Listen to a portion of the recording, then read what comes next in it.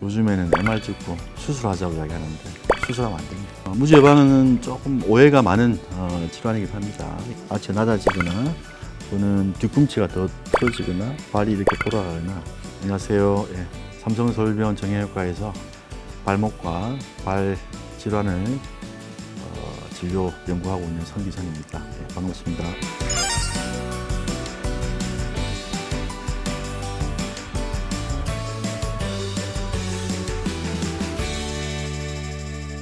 발목 인대 손상은 무릎하고 달리 인대가 완전 파열되더라도 대부분 다 자연 치유가 됩니다. 근데 일부 자연 치유가 되더라도 좀 헐겁게 아무는 경우가 있기 때문에 그런 경우는 반복적으로 염좌가 발생할 수가 있죠.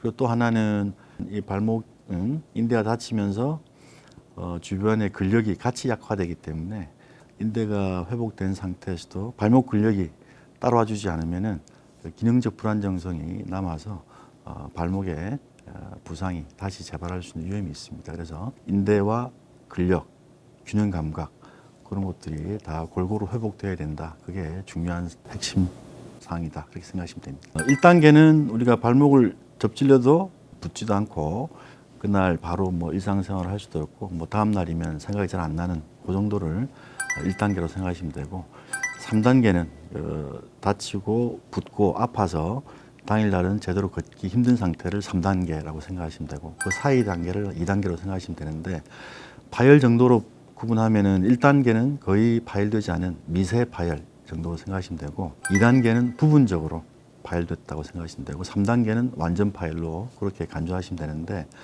완전 파열과 또 구분돼야 될 게 이제 골절입니다. 다쳤을 때는 인대가 다쳤는지 골절이 됐는지 구분이 안 되기 때문에 많이 아프고 붓고 체중을 딛기 힘들다 그러면은 근처에 있는 병원에 가서 확인을 받는 게 필요합니다. 병원에서 확인하라는 것은 골절, 수술이 필요한지를 확인하라는 것이고 적절한 조치를 적시에 받아라 그런 의미지 3등급 염좌에 수술하라는 뜻은 아닙니다. 3등급 염좌, 완전 파열일 때도 발목 인대는 수술 안 해도 다 회복이 됩니다.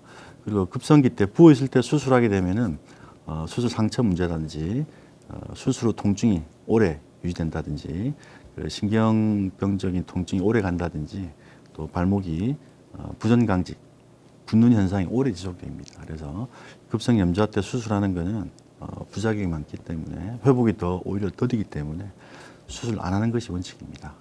3등급의 염좌라 그럴 때는 단기간의 고정과 안정을 해야 되고 보통 일주일 기부스합니다. 추가로 보조기 차고 회복 운동을 배워야 됩니다.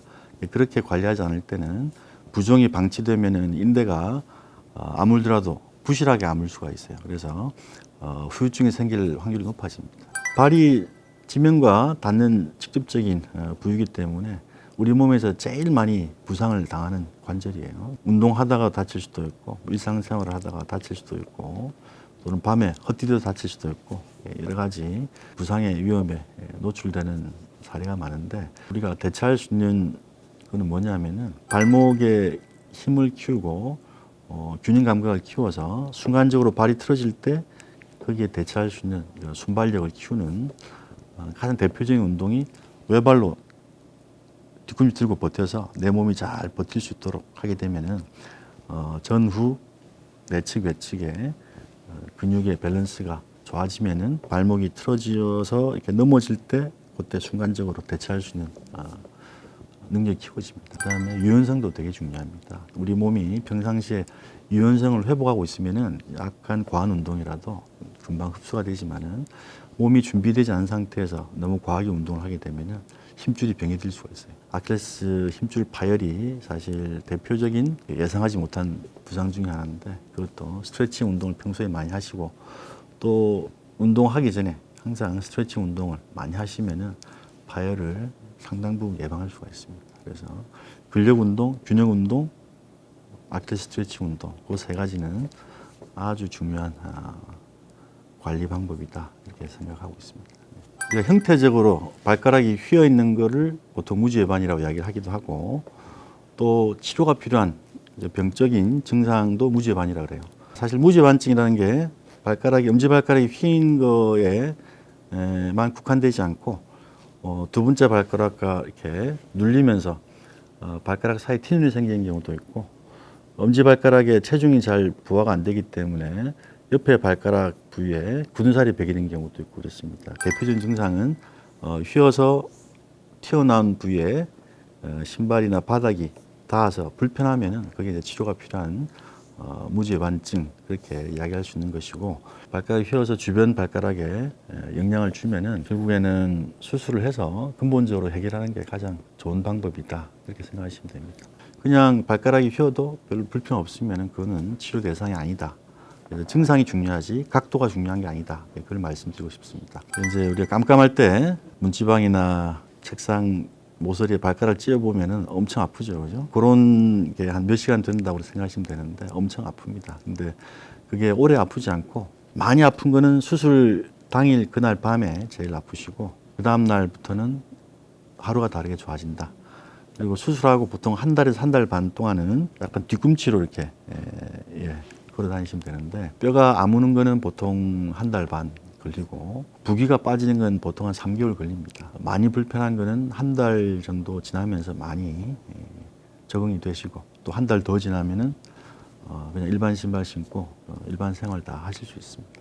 각도가 휜 거가 불편한 거는 그걸 교정해 주는 방법이 딱히 없지만은 발가락 사이에 베개 같은 걸 끼우고 다니는 것도 임시 조치는 될 수 있고, 웹스페이서라 그러는데요. 병원에 처방하는 것도 있고, 시중에 그냥 이렇게 끼우는 것처럼 생긴 것도 있고, 그거는 그렇게 구하기 어렵지 않으니까 구해서 다 끼우셔도 되고, 잘라서 일부만 사용하셔도 되고, 한번 사용해 보시면은, 해서 편하시면은 뭐 하는 게 도움이 될 수 있습니다. 주변의 발바닥에 굳은 살이 배겨서 아플 때는 신발 깔창 조절을 해서 증상을 조금 낮출 수도 있습니다. 아무래도 발이 불편하면은 뭐 걸음걸이가 불편하고, 뭐 무릎이나 뭐 고관절, 허리도 불편할 수도 있지만은, 대개는 이제 서 있거나 걸어 다닐 때 근육이 좀 안 맞아서 일시적인 근육통은 오지만은, 뭐 그게 치료가 전문적으로 필요한 무릎이나 허리에 질환까지 연결되지는 않습니다. 대개 이제 집안 내력, 선천적 요인이 크기 때문에 발볼이 좀 넓다 그런 분들은 뭐 어릴 때부터 좀 편한 신발 신고, 발가락이 휘어지는 거를 그래도 최대한 억제하기 위해서는 안쪽으로 이렇게 스트레칭 운동을 자주 하시면은 그래도 진행이 빨리 되는 거를 어느 정도 억제할 수 있습니다만은, 교정기나 각도를 잡아주는 그런 보조기는 사실상 그렇게 큰 의미가 없습니다. 신발을 최대한 편한 게 좋고, 편하다는 거는 폭이 자기 발 사이즈에 맞게 그렇게 고르시는 게 제일 중요한 것 같고요. 상황에 맞춰서 또 예쁜 신발 신거나 또 격식에 맞는 신발 신는 거를 막을 수가 없기 때문에, 그래도 그 형태 중에 그래도 제일 편한 걸 찾아 신으시고, 아플 때는 그래도 조금 편한 신발 골라서 신으시고, 멋내기 좋아하는 분들은 없는 게 있으면 잃는 게 있다. 그거를 좀 명심하시길 바라고, 발 때문에 무조건 신발 포기하라 그렇게는 강요하지 않지만은, 신발 관리가 사실 제일 중요합니다. 우리가 생긴 게 다 다르듯이 발 모양도 다 다르거든요. 어떤 분들은 발등이 높은, 아치가 높은 사람도 있고, 뭐 정상처럼 보이는 사람도 있고, 발등이 낮게, 아치가 낮게 보이는 사람도 있는데, 그 자체가 하나하나가 다 병이 아니거든요. 근데 이제 발이 불편하거나 발바닥이 불편한데, 그 증상이 아치가 낮아진 것과 이게 부합이 되면은 이제 치료가 필요한 평발이다 그렇게 생각을 하시면 될 것 같고, 처음에 증상은 좀 애매모호해요. 그러니까 종아리가 빨리 피곤하다든지, 아킬레스가 자주 붓는다든지, 발바닥 힘줄이 오래 서 있으면 좀 피곤하다. 근데 이제 그게 조금 더 진행되면은, 이게 발이라 그러면 발등 바깥쪽에 이렇게 틀어지기 때문에 발등 바깥쪽은 눌려서 아프고, 발등 안쪽은 이렇게 늘어지면서 힘줄이 잡아 당겨지거나 인대가 늘어지면서 아프고, 그래서 내측 외측 다 이제 변형의 진행과 불편이 이제 동반되게 됩니다. 그럴 때는 이제 치료가 필요한 평발이구나 그렇게 진단할 수 있고, 엑스레이 한 장 가지고 평발이 아니다 그렇게 나누기는 어렵습니다. 그래서 증상과 발 모양 그리고 엑스레이 정보를 다 종합해서 이제 진단을 하게 됩니다. 교정 수술을 하게 됩니다. 평발 수술은 거의 세트 메뉴처럼 정해져 있어요. 성인 기준으로 말씀드리면은 종아리 힘줄을 연장해주고, 뒤꿈치 뼈를 이게 절골이라는 뼈를 부러뜨려서 맞춰주고, 발등 뼈도 이렇게 맞춰주고, 그래서 생각보다 좀 복잡해요. 종아리, 뒤꿈치 뼈, 발등 뼈 그 3개 내지 4개의 수술을 같이 조합해서 발의 모양을 갖춰줍니다. 저도 수술을 뭐 권하는 편이 아니기 때문에 되게 깔창을 하면서 스트레칭, 이제 종아리 근육 스트레칭, 그다음에 바깥쪽 비골근 스트레칭을 권해주면은 그래도 제법 많은 분들이 효과가 있습니다. 그래서 어른들은 깔창을 한다고 해서 발이 교정되진 않지만 깔창을 하고 있는 동안에는 발이 덜 피곤하고 덜 힘듭니다. 그래서 깔창을 최대한 긴 시간 동안 활용하시다 그렇게 말씀드리고 스트레칭 열심히 하시고 그렇게 지금 권하고 있습니다. 그걸로 효과가 좀 부족할 때는 이제 수술을 하게 됩니다.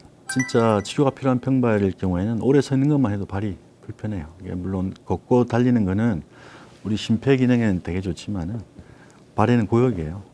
발이 견딜 수가 없습니다. 그래서 자동차로 비하면은 엔진은 튼튼한데 타이어가 엉망인 타이어를 끼고 달리면은 사고 나고 이게 자동차의 성능을 발휘할 수가 없어요. 우리 몸도 마찬가지.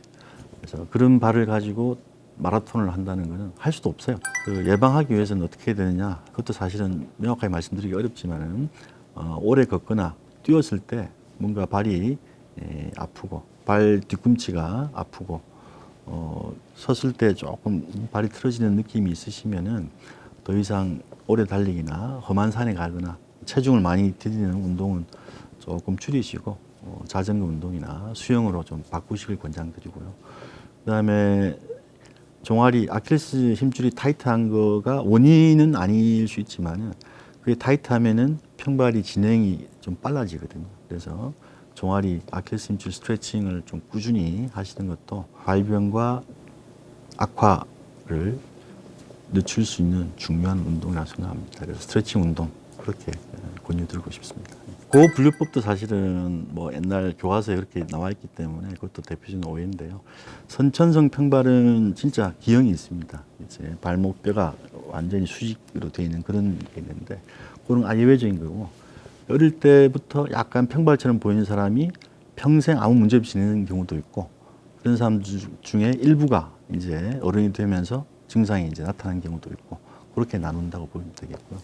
그럼 어느 경우에 문제가 없이 살고 어느 경우에 문제가 있느냐? 그 촉발하는 요인은 사실 잘 모릅니다. 아직은 모르지만은 아무래도 활동량과 관계 있지 않겠냐. 형태가 약간 아치가 좀 낮은 형태가 잘 적응해 사시다가 어느 스레시홀드를 넘어가면은 증상이 나타나는 게 아니겠느냐. 요즘 뭐 정보 매체가 많이 발달해서 많은 정보가 거의 실시간으로 생성되고 퍼지는데 제가 진료하고 있는 발과 발목 분야에서도 상당 부분 잘못된 정보가 많이 유포되고 있습니다. 그래서 진짜 치료가 필요한 경우에 믿을 만한 병원을 찾아서 제2의 의견을 들어보는 게 중요하다.